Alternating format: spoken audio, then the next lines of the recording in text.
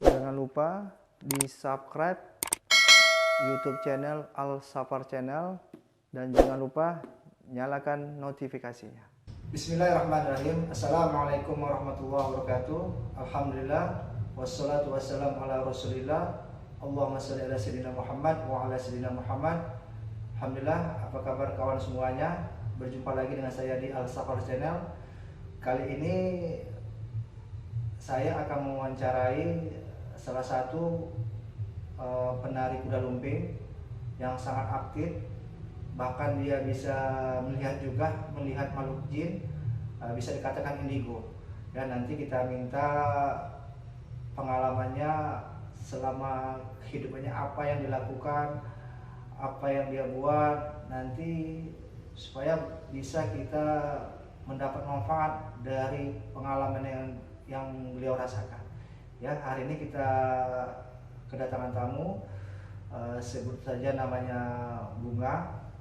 Ya, saudari kita ini dulunya penari kuda lumping dan sangat aktif kegiatan di kuda lumping sebagai penari, kegiatan, dan banyak juga melakukan ritual, bahkan pernah pasang susuk, pernah pasang raja-raja di tubuhnya, sangat banyak sekali. Ya, mungkin nanti kawan-kawan bisa lihat yang ada di bungkusan ini. Nah, sangat banyak sekali ini. Ada raja, ada minyak, macam-macam. Nah, nanti katanya di rumahnya pun banyak juga yang akan diantarkan ke klinik saya. Ada yang berbentuk patung, ada yang berbentuk sabuk yang untuk kuda lumping, macam-macam. Ya, mungkin butuh proses. Kita wawancarai nanti. Bahkan Bunga ini bisa berinteraksi dengan jin, bisa berbicara dengan jin, bisa melihat jin, bahkan bisa mengetahui di tubuh orang itu ada gangguan jin, bisa mengetahui di usaha orang itu ada pelaris, bahkan bisa merasakan hal seperti itu. Ya, dia sangat bisa berinteraksi, tapi ya akibatnya itu gangguan, ya kita nggak nyaman hari-hari berjumpa dengan makhluk, kita diajak bicara ke kamar mandi, jinnya ada, nggak nyaman. Jadi suatu itu bukan suatu kelebihan, tapi gangguan. Ya, sekali lagi, indigo itu bukan kelebihan, tapi gangguan. Kita langsung saja kita wawancarai Bunga.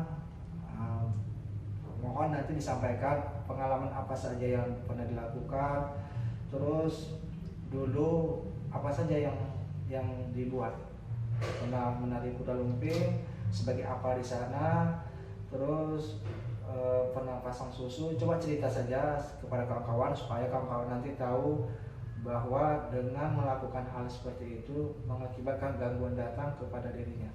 Ya, silakan. Mungkin saya akan tunjukkan dulu sama kawan-kawan. Ya, ini semuanya ya, ini macam-macam.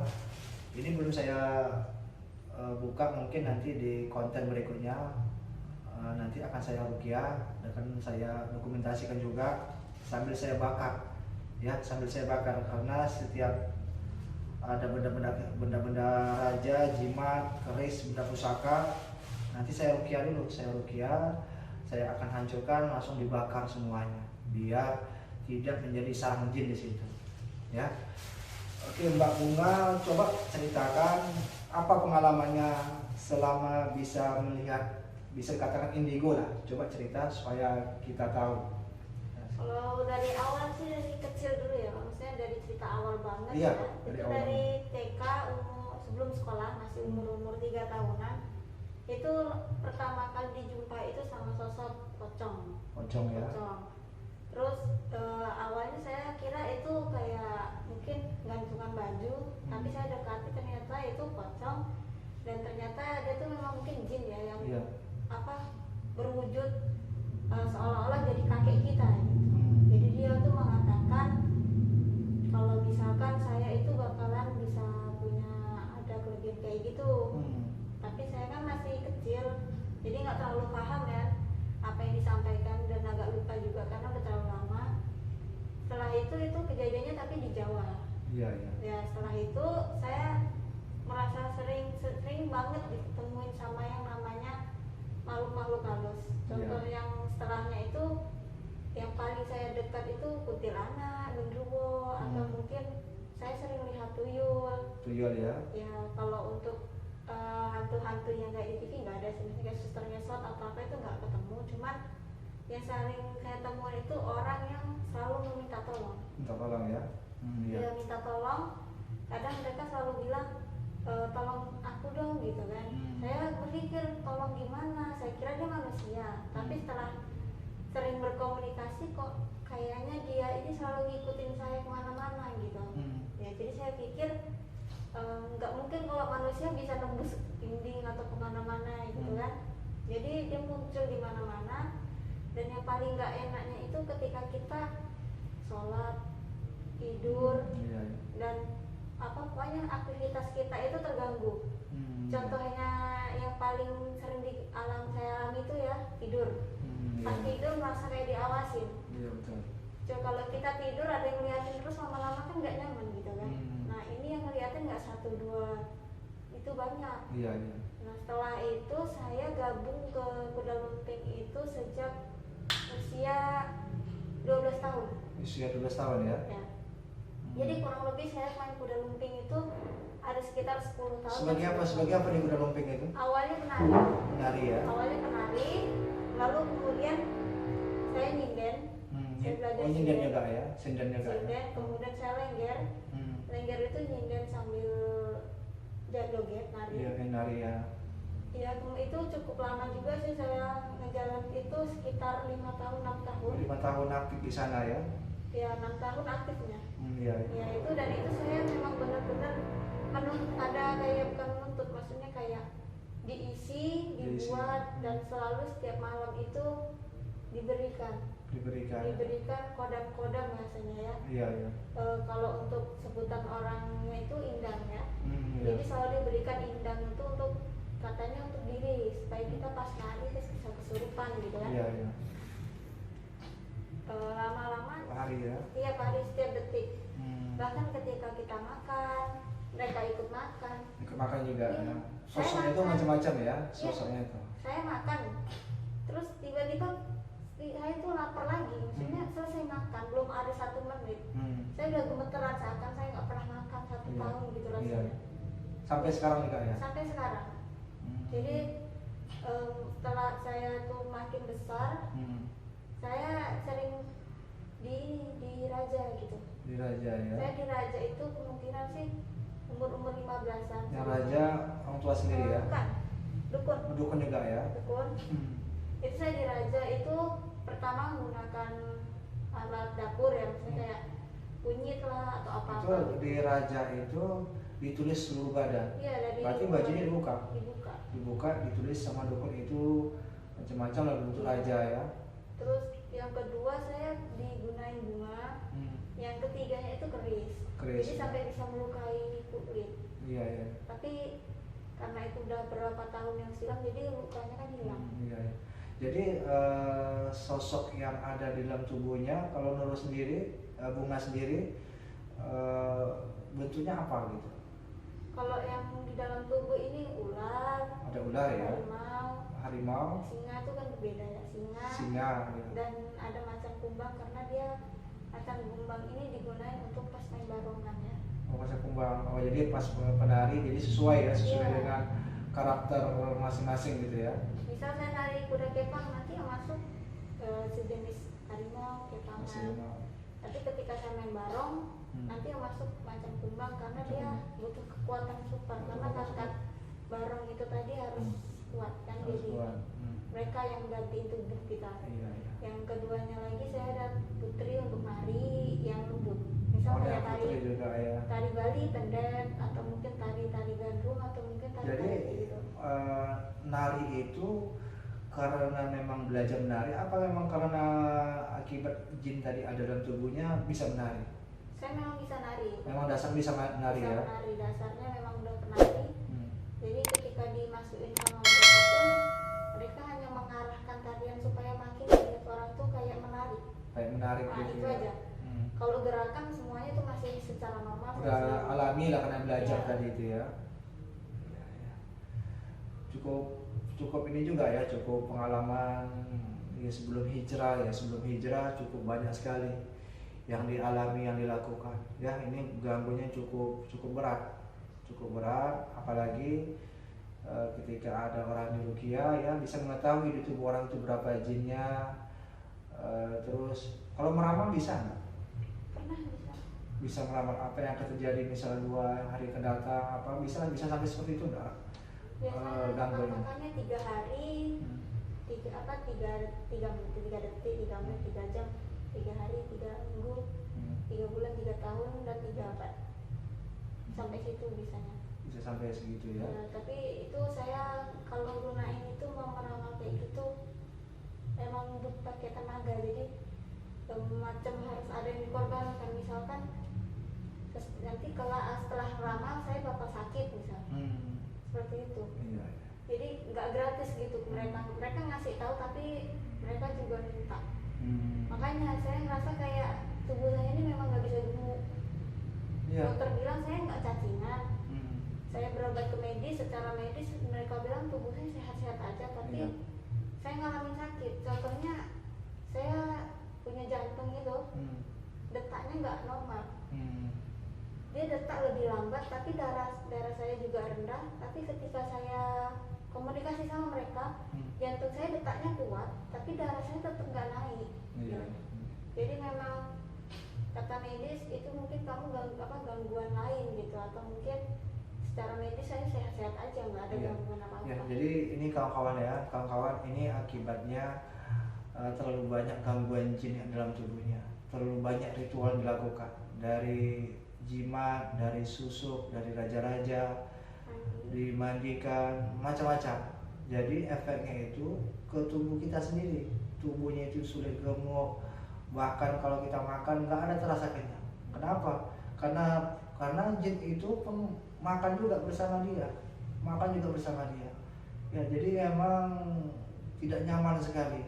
Tubuhnya mudah lemah, terus kalau sudah emosi nggak bisa dikontrol, emosinya nggak stabil. Bahkan kalau misalnya nggak diruqyah, nggak diobati, ini akan turun-menurun ke anak cucunya nanti. Sangat bahaya sekali. Kesian ke anak cucu yang tidak tahu apa-apa, tapi akibat kejahilannya, akibat ulahnya, efeknya itu langsung dirasakan sama anak cucunya kelak. Ya, jadi ya nanti harus diruqyah. Bunga harus diruqyah agar benar-benar bersih. Butuh proses, butuh bertahap, karena ilmunya yang dipelajari cukup banyak. Dulu pemain silat juga ya. Pemain silat pun diisi juga. Setelah belajar, setelah selesai pelajarannya diisi juga. Diisi dengan teknik-teknik tenaga dalam. Ya, pernah dites untuk kanuraga? Pernah? Bisa? Itu tahan kekuatan tubuh, mirip kekebalan tubuh ya, tahan bacok juga lah istilah gitu ya. Pernahnya itu kalau wanita kan nggak mungkin mau dicoba dipukulin gitu. Iya. Berarti untuk nyalurin tenaga, jadi misalkan orang di sana saya main kunci, jadi dia nggak bisa jalan kemana-mana seperti itu. Dan itu efeknya itu saya pernah sampai muntah darah Ya. karena terlalu tahan nafas terlalu lama dan terlalu sesak di dada gitu. Jadi saya pikir juga memang ada kekebalan, tapi terakhirnya efeknya itu memang nggak bagus, merusak diri sendiri. Ya, mungkin itu saja ya, cukup menarik ya, kisahnya, pengalaman hidupnya. Apalagi Bunga ini seorang perempuan usianya pun masih muda. Tapi pengalaman ini cukup berat, pengalaman ilmu hitam, pengalaman mistis cukup banyak sekali.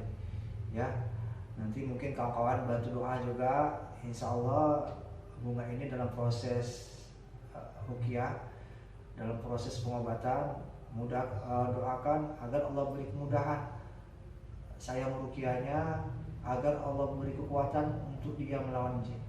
Dan doakan juga semoga beliau ini istiqomah untuk hijrah, untuk taubat sama Allah SWT dari perkara-perkara yang batil, dari perkara-perkara kesyirikan, doakan agar istiqomah. Ya mudah-mudahan proses ruqyah nanti Allah lancarkan, gangguan jin yang ada dalam tubuhnya Allah keluarkan, melihat jin indigo bisa Allah hilangkan juga, karena nggak nyaman ketika kita masuk ke toilet, ketika kita berhubungan suami istri diganggu jin, ketika makan dia makan juga bersama kita, sangat tidak nyaman sekali.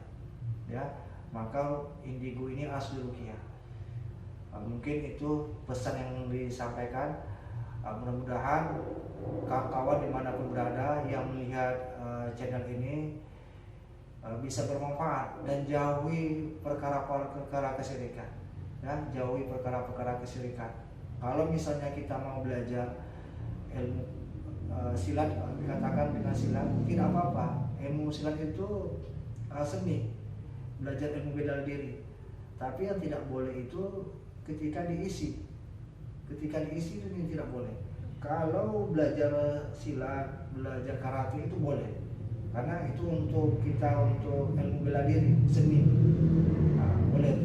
Tapi yang tak boleh itu ketika diisi, karena banyak. Beberapa hari lalu saya beruqyah pun sama, laki-laki belajar silat, ketika terakhir nanti sabuknya itu diisi, baru ditularkan. Akibatnya gangguan banyak datang. Jadi sangat bahaya sekali. Ya mungkin untuk terakhir kalinya saya minta Mbak Bunga sampaikan pesan-pesan kepada kawan-kawan, kepada kaum hawa perempuan, agar jangan sampai mengikuti jejaknya, karena sangat fatal sekali. Ya silakan Mbak Bunga sampaikan di Al-Safar Channel agar bisa menjawab hal seperti itu. Silakan. Ya, pesan-pesan saya sih jangan coba-coba bermain dengan jin ya, atau komunikasi atau mau mencoba meminta tolong kepada mereka, karena sesungguhnya tuh gak ada yang kekal di dunia selain Allah ya. Pokoknya intinya jangan sampai terjerumus ke dunia gaib yang kiranya menyesatkan. Pokoknya jangan pernah ada namanya minta tolong ke jin atau ritual pengen punya jin, atau mungkin merasa coba-coba gitu, karena nanti bakal nyesal gitu. Karena saya sendiri sudah menyesal dan sangat menyesal dari dalam hati karena telah melakukan hal-hal kayak gitu. Kalau bisa diulang mungkin saya gak akan mau gitu. Gitu aja. Ya, alhamdulillah, makasih banyak atas waktunya Mbak Bunga. Sekali lagi kepada kawan-kawan semuanya, semoga video ini bermanfaat, bisa memotivasi kita semuanya, bisa kita ambil hikmahnya, dan semoga Allah mudahkan kita menjauhi perkara-perkara kesyirikan. Sekali lagi terima kasih banyak atas waktunya. Nanti kita tunggu proses ruqyahnya, kita atur waktu. Semoga Allah mudahkan proses ruqyahnya. Semoga gangguan-gangguan ada dalam tubuhnya Allah keluarkan, sehingga tubuhnya jauh lebih sehat, bisa lebih berisi lagi. Ya, demikian, semoga bermanfaat. Lebih kurang mohon maaf. Wassalamualaikum warahmatullahi wabarakatuh.